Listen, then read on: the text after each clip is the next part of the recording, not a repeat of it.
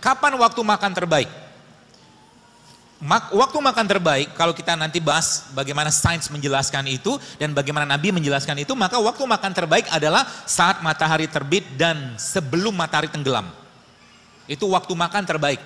Artinya di situ diberikan kelapangan oleh Allah Subhanahu wa taala untuk kita makan, ya. Wa kulu washrobu wala tusribu, tapi jangan berlebihan kata Allah. Itu konsep awalnya, ya. Jadi kan kita judulnya kan jurus sehat setelah Ramadan, setelah Syawal kan gitu kan. Jadi mudah-mudahan tips ini bisa Anda pakai nanti sehingga Anda tahu ternyata ngobatin penyakit itu gampang banget kalau punya penyakit. Fix your food. Fix your food, benerin makanannya, nanti penyakitnya bisa hilang. Ya. Nah, tinggal nanti kita pelajari apa saja yang kita bisa pakai untuk memperbaiki tubuh kita. Baik, jadi makan yang paling baik adalah makan waktu matahari terbit dan sebelum matahari tenggelam. Itu sebabnya Nabi SAW habis Isya ngapain? Gak makan lagi. Jadi kalau Anda mulai sekarang pengen sehat, malam jangan makan. Baru saja ngomong begini gitu kan, tiba-tiba suami, istri, anak bawa martabak, bawa nasi goreng gitu, baru saja. Apa yang Anda katakan? A'udzubillahi minasyaitonirrajim. Gitu. Jadi kenapa? Karena memang Rasulullah SAW habis Isya nggak makan, tidur. Ya, jadi cara Anda atau cara kita untuk merontokkan lemak sebenarnya paling gampang banyakin tidurnya, tapi banyakin dalam konteks yang positif ya, karena memang secara sains memang orang yang tidur 7-8 jam tubuhnya bisa membakar lemak sendiri. Gitu ya. Makanya waktu pagi, jadi waktu kita tidur itu kan kita ngapain sih? Puasa. Kan nggak makan. Terus paginya ya, paginya kita ngapain? Biasa orang makan kan. Nah, puasa itu saya coba hubungkan dengan berbagai macam disiplin dan ilmu lah gitu kan. Jadi puasa itu kan kalau sarapan itu bahasa Inggrisnya apa sih? Breakfast. Fastnya di break. Kan gitu kan? Artinya apa? Pagi itu buka puasa. Buka puasa kira-kira lebih cocok makan kurma atau bubur ayam? Dari sini kita paham dan itu nanti mulai masuk, kita mulai paham nanti bagaimana cara ngatur makan. Ya, karena memang kata kuncinya atur makanannya. Ya, dari apa yang Nabi sampaikan dan bagaimana sains menjelaskan tentang itu gitu kan. Jadi secara umum Nabi itu contohnya. Jadi Nabi itu apa? Rasulullah SAW Al-Quran berjalan. Apa yang beliau kerjakan itu Al-Quran semua base-nya. Dan wahyu dari Allah Subhanahu wa taala kan gitu. Sehingga nanti kita mencontoh Nabi itu ya apa yang beliau kerjakan dan ada pada Al-Quran itulah bagian dari ya mungkin bahasa keren sekarang Tibun Nabawi gitu kan. Tapi bahasa lain saya kan jurusnya Rasulullah. Ya sekarang lagi heboh-heboh banget tuh. Ya, jadi bagaimana kita mengikuti perilaku Nabi mulai dari bangun tidur sampai mau tidur lagi itulah yang kita kerjakan tiap hari gitu kan. Nabi makan apa? Saya sangat yakin kalau seandainya di zaman Nabi itu ada cilok, ada cireng, seblak, Nabi nggak makan. Kenapa? Waktu sahabat radhiyallahu ajmain mereka makan biawak, Nabi nggak makan biawak loh. Betul? Boleh nggak biawak? Boleh, tapi Nabi nggak makan karena yang namanya Nabi itu makannya pasti benar, pasti bagus gitu kan, the best lah gitu kan. Nah kita kan bisa contoh, mungkin tidak semua karena kita juga ya nggak usah bicara kita bukan Nabi, kita nyontoh sahabat itu udah luar biasa gitu kan. Jadi intinya apa yang kita bisa contoh aja. Contoh mungkin Nabi rambutnya kan sampai ke bahu kan gitu. Bisa nggak kita contoh? Ya kalau misalkan kita bawaannya dari dulu memang botak, ya mau contoh apa gitu kan? Gak usah pakai implan rambut, gak usah. Tapi yang bisa kita contoh misalkan Nabi six pack gitu kan. Kalau bahasa hadis itu kan perut Nabi itu kan seperti batu bersusun. Jadi kalau Anda katakanlah pengen six pack, boleh nggak? Boleh, karena Nabi begini gitu kan. Gitu. Jadi istrinya kan seneng ngelihatnya. Baik, jadi makan terbaik kapan? Makan terbaik itu waktu hormon laparnya lagi tinggi-tingginya. Kapan? Siang. Jadi nanti kalau teman-teman pahami konsep ini sebenarnya kita tuh nggak usah banyak-banyak makan, tapi lebih banyak lapar daripada makan. Jadi makan sekali sehari cukup untuk memenuhi kebutuhan nutrisi kita. Sehari aja cukup. Ya. Kalau mau. Jadi nanti challenge-nya gimana? Challenge-nya begitu nanti. Ya. Jadi jam 7 sampai jam 8 pagi teman-teman sekalian, saat ini atau di jam ini hormon lapar kita lagi rendah-rendahnya. Hormon lapar ya, namanya grelin. Artinya kalau Anda makan pada jam 7 atau jam 8 bukan merupakan waktu yang tepat untuk makan. Kalau Anda pengen tetap makan, maka makannya sebelum subuh. Islam mengajarkan namanya apa? Sahur. Itu makan yang paling baik, bukan paling baik. Itu makan yang terbaik untuk saat itu gitu kan. Apa yang dimakan? Nah ini yang kita perlu pahami. Zaman sekarang banyak orang nggak ngerti apa yang dimakan. Allah Subhanahu wa taala sudah sampaikan dalam surat Abasa, falyanzuril insana ila ta'ami anna sababna ma sabba. Jadi Allah katakan, tidakkah kau perhatikan apa yang kalian makan gitu kan tiap hari. Contoh gini, teman-teman pernah berpikir nggak ketika kita makan apa ya, gorengan lah yang paling gampang. Ya saya tidak anti gorengan sih ya, tapi saya jarang makan gorengan. Ya, di depan gorengan saya tidak akan caci gorengan, tapi saya tidak makan karena adabnya begitu. Kan gorengan nggak ada sekarang. Saya ngomong tentang gorengan gitu kan. Jadi jangan bilang, oh dokter mencaci makanan, nggak ada makanannya. Saya ceritain tentang mereka gitu loh. Sekarang. Dan kita harus tahu juga. Kenapa harus tahu? Karena memang gini. Kita bicara misalkan kita gini. Kalau Anda paham ini, maka nanti Anda akan mulai mikir apa yang mau Anda makan. Kenapa? Ketika Anda makan sesuatu, maka pilihannya yang dimakan itu jadi bibit penyakit atau jadi sesuatu yang menyehatkan kita gitu loh. Dan Anda sudah jadi di sini nafsunya bermain. Contoh, Anda disuguhin buah, Anda disuguhi gorengan. Kalau Anda pilih atau kita pilih nafsu yang lebih utama, maka kita akan pilih gorengan, betul? Tapi kalau kita pakai akal kita, pakai iman kita, maka kita akan pilih buah. Gitu. Kalau udah sampai pada begitu, maka apa yang terjadi tiap hari itu kita akan seperti itu. Yang dimakan tuh benar terus gitu kan. Kenapa? Karena kemarin ada teman yang nge-WA saya. 10 tahun yang lalu saya sudah pernah tulis di Twitter, zaman Twitter. Saya bilang suatu hari kelak, suatu hari kelak Indonesia ini akan kebanjiran autoimun kalau pola makan masih kayak begini. Ternyata benar sekarang. Autoimun kan luar biasa sekarang. Lupus lah, rematik lah, banyak banget. Gara-gara apa? Gara-gara orang nggak ngerti apa yang dia makan. Orang kampung zaman dulu nggak ngerti sosis, Pak. Betul? Orang kampung dulu nggak ngerti nugget loh. Orang kampung dulu nggak ngerti makanan atau minuman kemasan. Mereka minumnya air kelapa. Kan gitu. Tapi sekarang yang dimakan mereka apa? Sebagian besar sudah kemasan semua. Kata kunci pertama mulai sekarang, avoid processed food. Jadi kalau Anda mau sehat mulai sekarang, hindari semua makanan yang diolah. Jadi kalau Anda pengen makan makan bakso, boleh nggak? Boleh sekali-sekali. Tapi Anda makan bakso itu pengen makan dagingnya, tepungnya, atau rasanya. Kalau Anda pengen makan dagingnya, maka makan daging, bikin sup ikan, bikin apa gitu loh. Tapi kalau Anda pengen makan rasanya, maka kita sudah kecanduan. Nah, ini saya sampaikan berulang-ulang. Bagi Anda yang ada kalimat ini keluar dari lisan Anda mengatakan, saya tidak minum kopi pagi-pagi, saya pusing, maka Anda sakau seperti orang narkoba.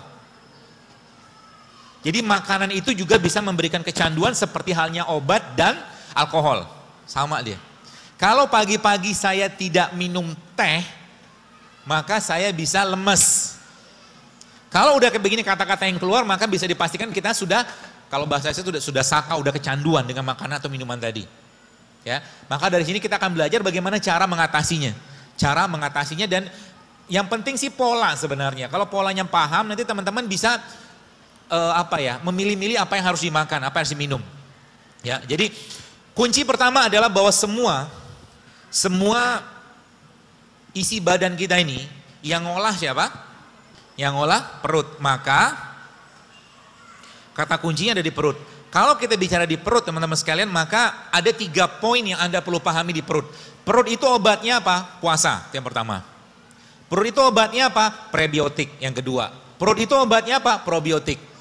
Apakah Nabi mengajarkan atau menyampaikan ini? Tidak secara spesifik.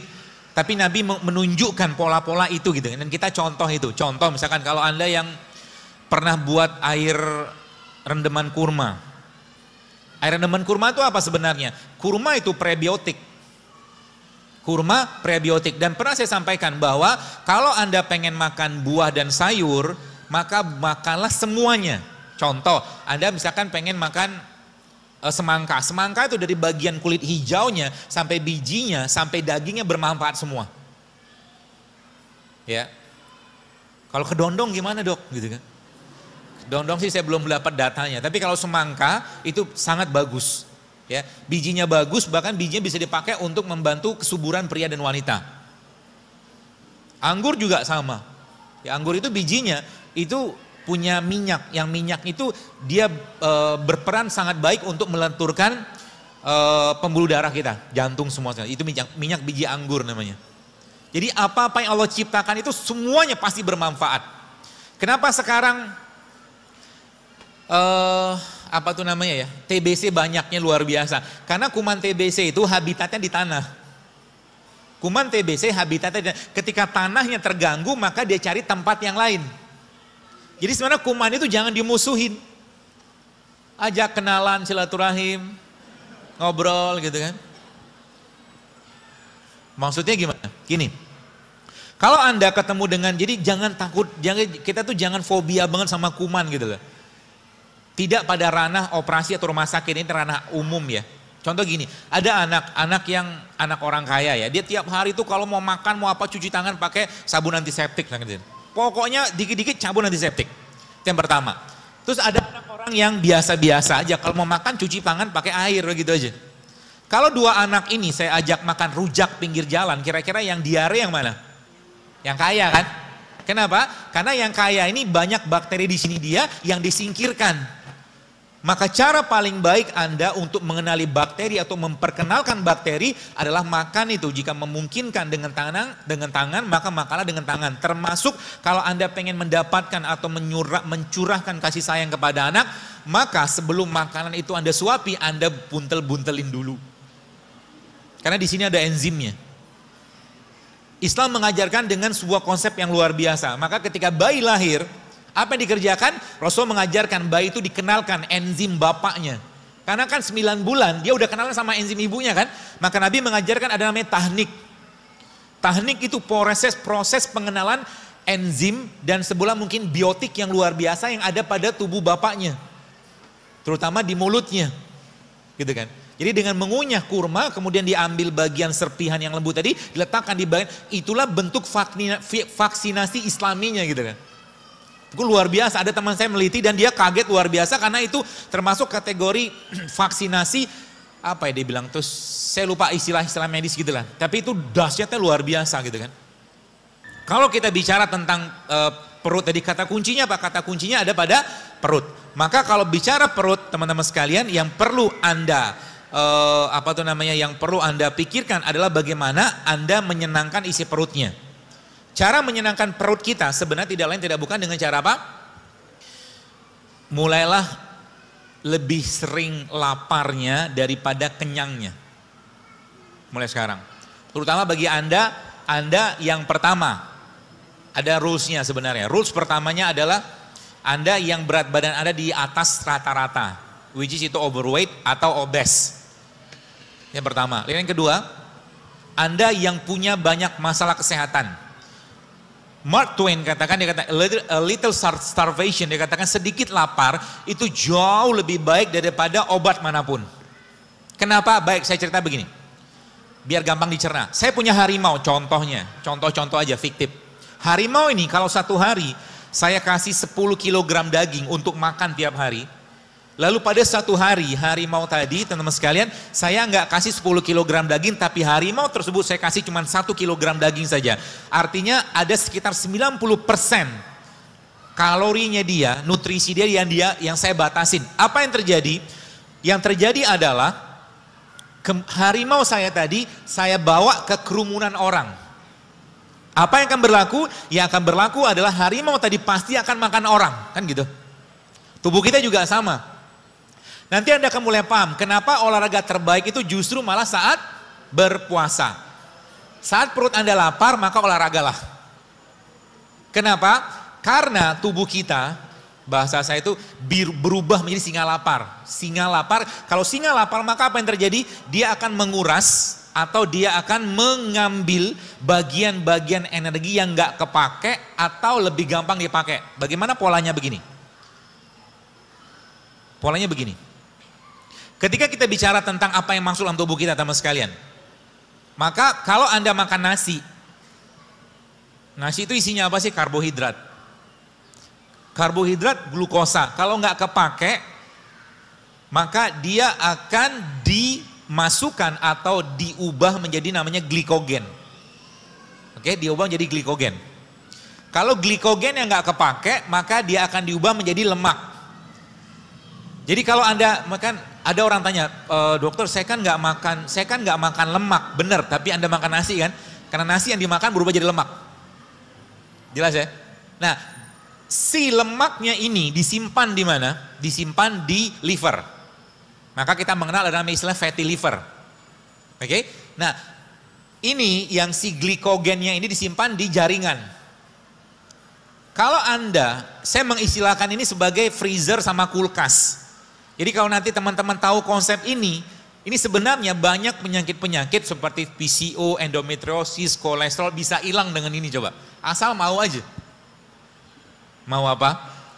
Mau mengikuti polanya. Ya.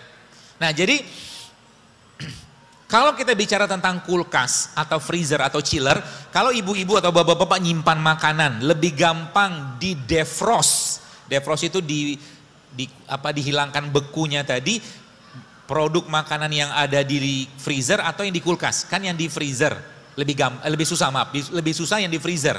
Jadi freezer itu udah beku banget. Kita butuh berapa lama, berapa banyak atau berapa waktu untuk mendefrost. Nah, tubuh kita juga sama.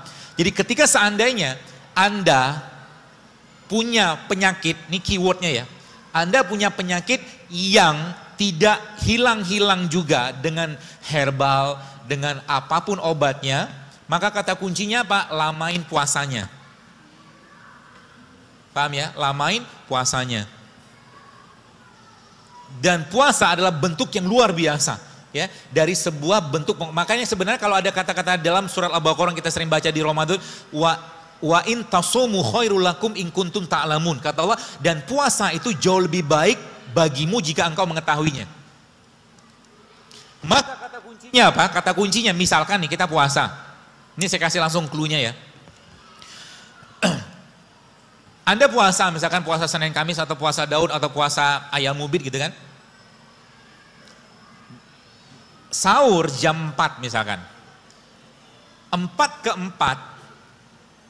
4 sore sudah 12 jam. Jadi 12 jam. Jadi sebenarnya ada quote yang lain. Selama Anda menzolimi atau selama kita menzolimi dan nyampahin badan kita, selama itu pula kita juga puasa harusnya. Kenapa?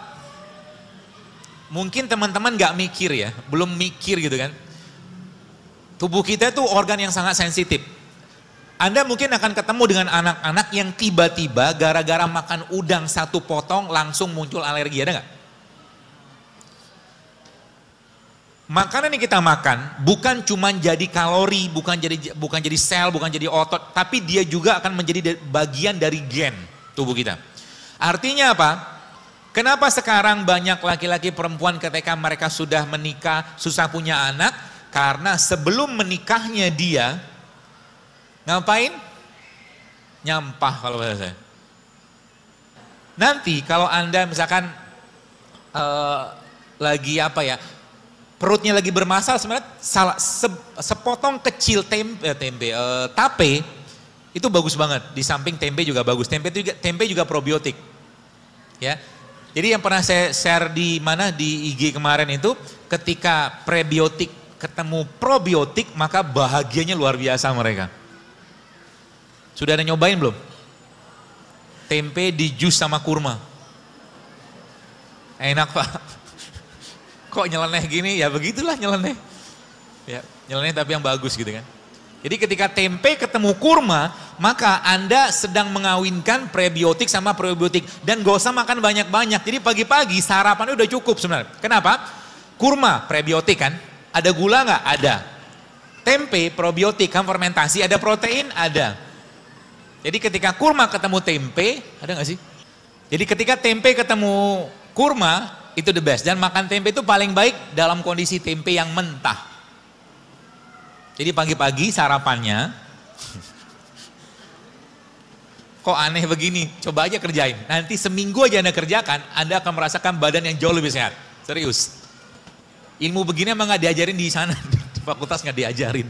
Saya belajar sendiri gitu kan.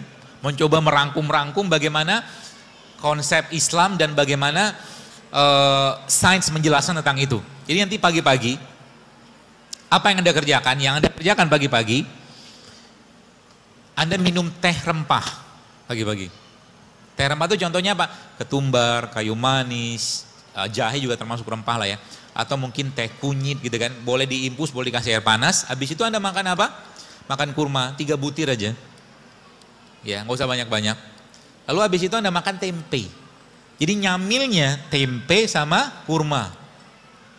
Tempenya diapain? Mentah. Kenapa saya lebih sarankan mentah? Karena ada satu ilmu, bukan satu, gini, protein itu rusak dengan pemanasan. Jadi sebenarnya orang yang makan telur di dadar, proteinnya sudah rusak, tapi gizi tetap ada ya. Protein dia sudah namanya denaturasi. Jadi antara telur yang mentah sama telur yang diceplok, sehatan yang mentah. Begitu. Tempe kan protein, digoreng nggak? Rusak nggak? Rusak. Makanya makan tempe itu lebih baik. Berarti kalau kita makan tempe digoreng nggak ada gizi sama sekali, tetap ada, cuman sebagian besar proteinnya udah rusak, denaturasi namanya. Kakak dipanasin. Jadi makan tempe itu bagusnya gimana? Ya mentah.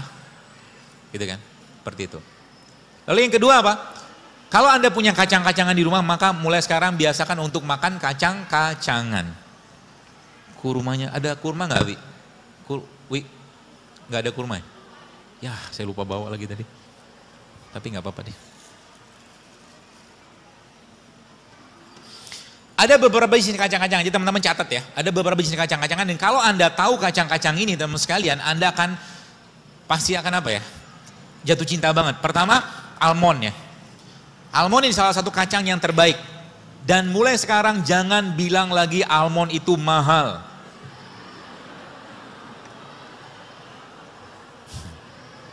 Kenapa? Karena kalau kita tidak mengupgrade isi pikiran kita, sampai kapanpun kita tidak akan bisa beli, serius. Saya kasih tahu sedikit rahasia saya. Saya ya, karena memang saya mendidik mental saya itu bukan mental kerupuk. Kalau saya pengen sesuatu, maka saya langsung ngomong sama benda itu dan ngomong sama Allah. Terutama ngomong sama dalam bentuk doa. Contoh, saya pernah pengen beli jam. Saya pernah cerita ini. Jam itu sekitar 5 tahun lalu saya pernah pengen beli, dan untuk saya harganya lumayan. Saat itu gitu kan. Saya lihat jam itu harganya berapa juta gitu kan. Tapi saya pengen gitu kan. Saya bilang sama Allah, ya Allah tolong murahkan jam ini untuk saya. Begitu. Terus apa yang terjadi? Yang terjadi adalah, tidak ada setahun jam itu bisa saya beli. Begitu terus. Jadi kalau kita, gini, orang yang berdoa dan yakin pada Allah, ya memang dia dalam imannya, dalam hatinya, dalam dirinya memang meyakini bahwa Allah memang maha memberi gitu kan. Makanya Nabi katakan apa? Kalau udah bicara doa, doa itu jangan tanggung-tanggung gitu kan. Saya tanya dan jujur aja jawab. Pernahkah Anda berdoa, ya Allah berikan aku rezeki sebagaimana rezeki yang kau berikan pada Utsman bin Affan dan Abdurrahman bin Auf atau Tolha atau Zubair, sehingga saya bisa bersodakoh seperti sodakohnya mereka. Pernah doa kayak begitu? Akhirnya kan di rumah kayak begini aja kan. Doa aja takut gitu kan.